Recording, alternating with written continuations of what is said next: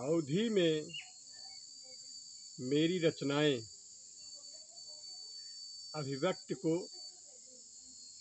श्रोता बंधु ध्यान से सुने। भूजब सारेक दाना होए, भूजब सारेक दाना होए, जे गुंडा बड़ा सयाना होए। भूजब सारेक दाना होए, जे गुंडा बड़ा सयाना होए। जौ बैठ बेंच पे पेंगल बोला, जौ बैठ बेंच पे पेंगल बोला, तौ दांव लगाए उड़न खटोला, तौ दांव लगाए उड़न खटोला।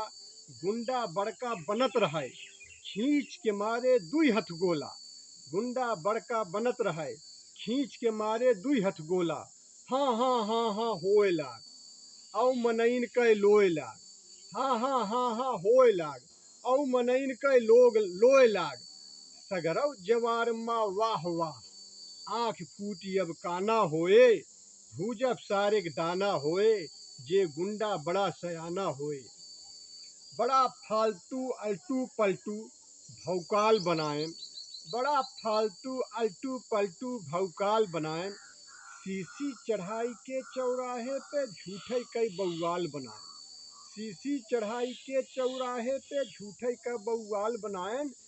कुल मरम जान के ससुरन कै, कुल मरम जान के ससुरन कै, दुई हफ्ता तक सर्विस कीन। कुल मरम जान के ससुरन कै, दुई हफ्ता तक सर्विस कीन। कई के बंद केवाड़ा, पिछवाड़े पे मारे लात। कई के बंद केवाड़ा, पिछवाड़े पे मारे लात। इस चिचियानेन खच्चर जैसे छाना होए, इस चिचियानेन खच्चर जैसे छाना होए। भूजब सारेक दाना होए, जे गुंडा बड़ा सयाना होए। हमरे नाका पे जे गुंडा, हमरे नाका पे जे गुंडा, ये हरी वो हरी चौवाल की हिस। हमरे नाका पे जे गुंडा, ये हरी वो हरी चौवाल की हिस। मूंगफली वालन से बेमतलब बउवाल की हिस। भय इकट्ठा कुली बाजार, भय इकट्ठा कुली बाजार, कथरी जैसे छाँट दे। लीद निकारब सब गुंडन का, तगड़ सबक बयाना होए। लीद निकारब सब गुंडन का, तगड़ सबक बयाना होए। भूजब सारेक दाना होए, जे गुंडा बड़ा सयाना होए।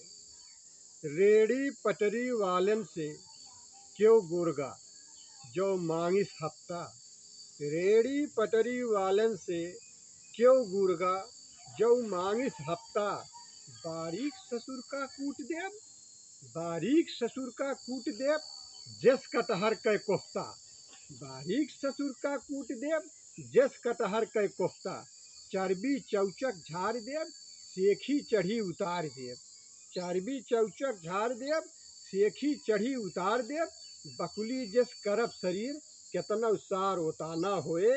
बकुली जस करब शरीर, केतनौ सार ओताना होए। भूजब सारेक दाना होए, जे गुंडा बड़ा सयाना होए। छोट हरामी मोट हरामी, चाही जैसन डान रहे। छोट हरामी मोट हरामी, चाही जैसन डान रहे। मूल छोड़ित नाही भयवा, केतनौ अनुवाद पुराण रहे। मूल छोड़ित नाही भयवा, केतनौ अनुवाद पुराण रहे। पीठी पे देई 10 फट्टा, पीठी पे देई 10 फट्टा, औ गाले 74 चट्ठा, औ गाले 74 चट्ठा। ददरी के पीट देव, केतनौ सार मोटान होए, केतनौ सार मोटाना होए। ददरी के पीट देव, केतनौ सार मोटाना होए। भूजब सारेक दाना होए, जे गुंडा बड़ा सयाना होए। भूजब सारेक दाना होए, जे गुंडा बड़ा सयाना होए।